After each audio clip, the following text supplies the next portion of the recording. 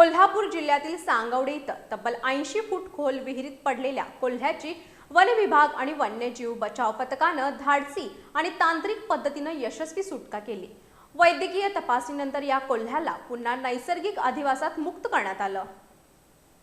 सांगवडे इथल्या रवी कोळी यांच्या विहिरीत एक कोल्हा पडल्याची माहिती वन विभागाला मिळताच उपवनरक्षक धैर्यशील पाटील आणि वनक्षेत्रपाल नंदकुमार नल्लवडे यांच्या मार्गदर्शनाखाली वनरक्षक ओमकार भोसले आणि वन्यजीव बचाव पथक तातडीनं घटनास्थळी दाखल झाले।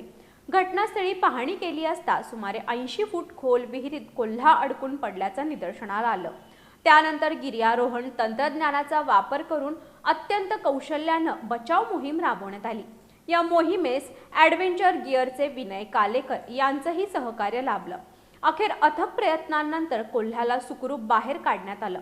त्यानंतर वन विभागाचे पशुवैद्यकीय अधिकारी डॉक्टर संतोष वाळवेकर यांनी त्याची वैद्यकीय तपासणी केली। कोल्हा पूर्णपणे सुरक्षित असल्याची खात्री झाल्यानंतर त्याला पुन्हा जंगलातील नैसर्गिक अधिवासात मुक्त करण्यात आलं।